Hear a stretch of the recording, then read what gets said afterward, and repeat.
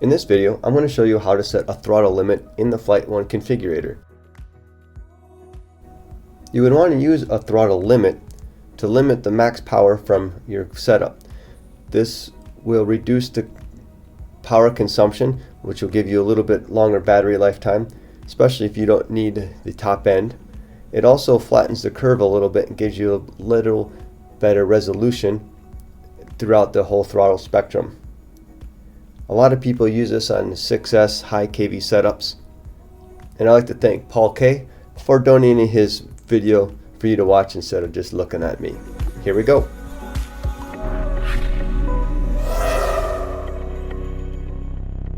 Alright, so the first thing to do to set up this throttle limit is plug in your ship, obviously, and we'll put it up FlightOne. You're going to come over here to the PID tuning tab.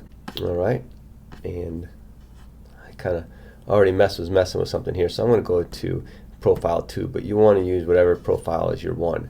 Alright, so this is the default settings for your throttle curve.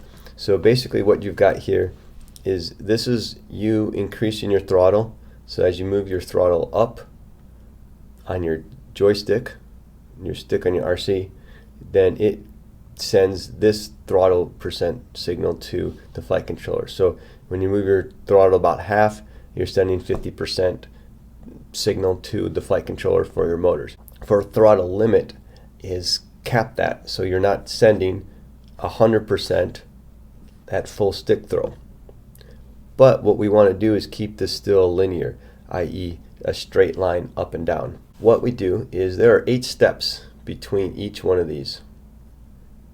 If you want, let's just make it easy. Let's say we're going to cap our throttle at 80%. So we're going to reduce the top end by 20%. So what we're going to want to end up with is this dot to be right here at 80.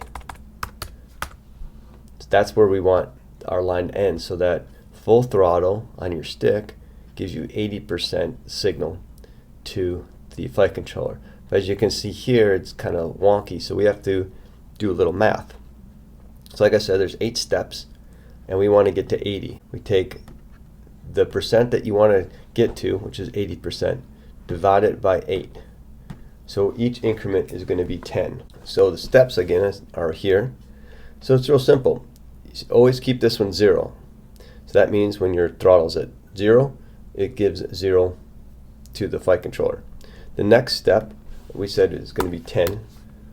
So we go 10. Now here's step 2. So just add 10 to the one previous to it, which would be 20. Step 3, add 10 to the previous step, which would be 30. See, 80 is really easy to do because it's just going up by 10 each time. 50, 60, 70, and of course our top one of 80. Now you can see each step is 10 units higher, so that makes a nice linear line, and this will cap your throttle at 80. Now once you get this done, you click save, and it's going to save your variables, and there you go. When you put it on profile 1, it does not automatically go to profile 2 or 3. You would have to set up a throttle curve on each one of those. Thank you for watching the video and flying FlightOne.